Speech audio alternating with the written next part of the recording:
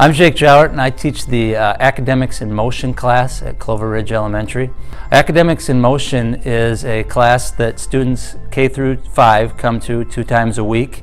The class is focused on math and reading skills, but everything we do is in a movement-based format. So the class is kind of like Phi Ed, math and reading combined. The idea of this class is to, as much as we can, keep everybody moving at all times. For me, the last thing I want to see is anybody ever standing around or sitting around. So the way that this is set up is the room is divided up into areas, and the kids go and work on different stations, and each one of these different areas is working on a different skill. So on any day, usually the kids will have an opportunity to work on 6, 7, 8 different skills. So the science behind the idea of movement and learning is really simple. First of all, the brain, like any other part of the body, to function best needs blood. It needs oxygen, it needs glycogen, and the only way to get that is through blood flow.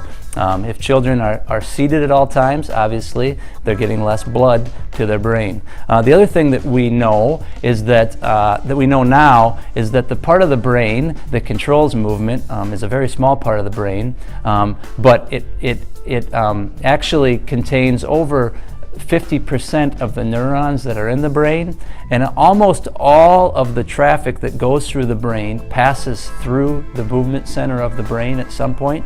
So when we ask children to sit all the time, we're actually closing off a lot of the neurons and a lot of the activity that they have in their brain.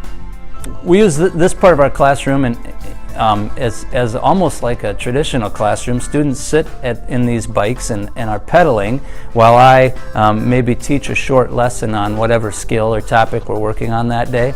So in a lot of ways, what you see here is much like a traditional classroom. Only difference is the kids are able to get some movement while they're doing it, and increase their blood flow, just add a little more activity to their day. There are 5 different skills they're working on over there. One skill is working on prefixes and suffixes. One skill is working on predicates and subjects in sentences. Another one is working on just math facts, multiplication facts. There's another station that's working on adjectives, adverbs, and verbs.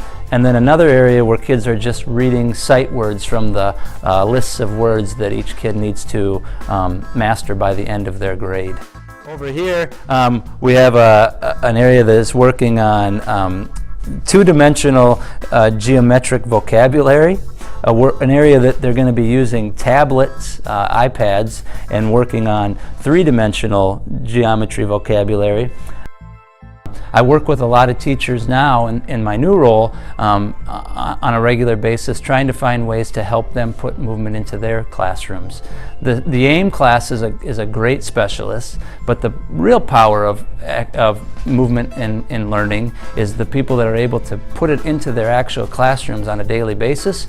And we've had a lot of teachers, a great majority of our teachers, that have started doing this now. The other thing that we know is that some studies say that up to 85% of children are actually kinesthetic learners. And so we know that by adding some movement to their day and their learning, it gives us a chance to take a huge population and actually give them an opportunity to work in their best learning style, to truly personalize their learning towards the styles that they're probably best suited.